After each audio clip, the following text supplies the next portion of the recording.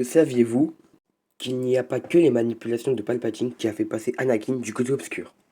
Mais ça, je vais vous en parler dans cette vidéo.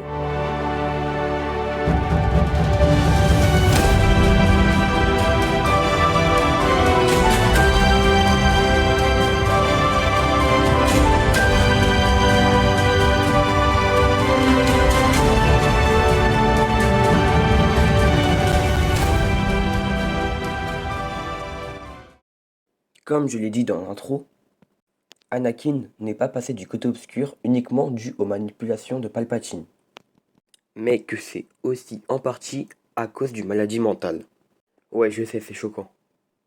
Mais attention, je ne veux pas parler de la dépression parce que je pense que tout le monde sait que Vador est en dépression pendant en fait toute la période où il est du côté obscur, parce qu'il regrette tellement ce qu'il a fait à sa femme. Bref, cette maladie mentale est les troubles de la personnalité.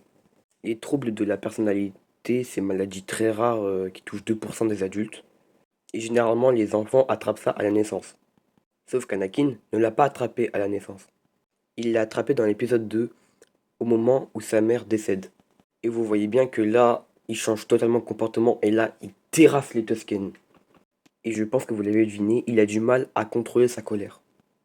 Et aussi, je pense que ça l'a rendu un peu bipolaire, parce qu'on voit souvent Anakin après le 2 et Dark Vador changer de comportement.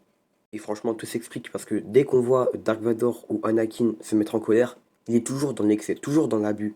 Soit il l'étrangle, enfin, vous voyez. Et le problème aussi, c'est qu'il l'a retransmis à son fils, Luke Skywalker. Et on comprend ça quand Luke voit le côté obscur en Kylo Ren et qu'il essaye, enfin, entre guillemets, de le tuer. C'est là où on voit un peu qu'il a du mal à contrôler sa colère et par exemple, on voit juste à la fin, en fait, il regrette ce qu'il a fait. Et aussi, je pense que quand Luke a essayé de tuer Kylo Ren a attrapé aussi ce trouble de la personnalité. Parce qu'on voit quand Kylo Ren s'énerve, c'est vraiment encore plus de l'excès de Dark Vador. Il défonce tout, genre vraiment. Je pense que c'est vraiment un truc de famille. Bref, revenons à Anakin. Quelles ont été les répercussions sur son passage au côté obscur? Dès que Anakin a vu le rêve où Padmé est en train de mourir en donnant la vie, Anakin avait pour un seul but de sauver sa femme.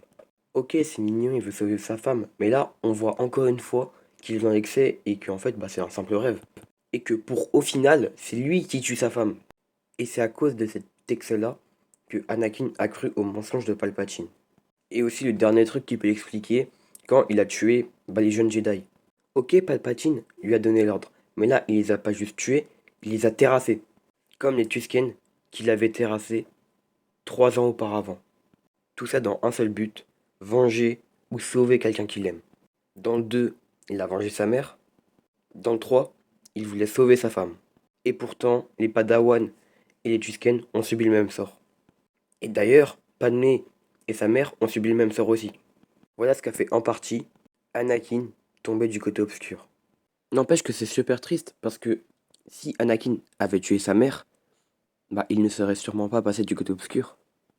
Peut-être que Palpatine lui aurait fait des mensonges, mais là, il les aurait pas crus. Et on voit vraiment qu'Anakin, il a beaucoup souffert. Bref, voilà, c'est la fin de cette vidéo. J'espère qu'elle vous aura plu. Si vous voulez, je ferai plus tard une vidéo sur les troubles mentaux de Luke et de Kylo Ren. Et aussi, j'ai remarqué que vous êtes plus de 95% à regarder mes vidéos sans être abonné. Mais qu'est-ce que vous attendez? En plus, il y a du très lourd qui arrive sur la chaîne, donc n'hésitez vraiment pas à vous abonner. Bref, sur ce, je vous embête pas plus. N'hésitez pas à lâcher un like, à vous abonner et à lâcher un commentaire. Sur ce, à plus pour de prochaines vidéos. Ciao!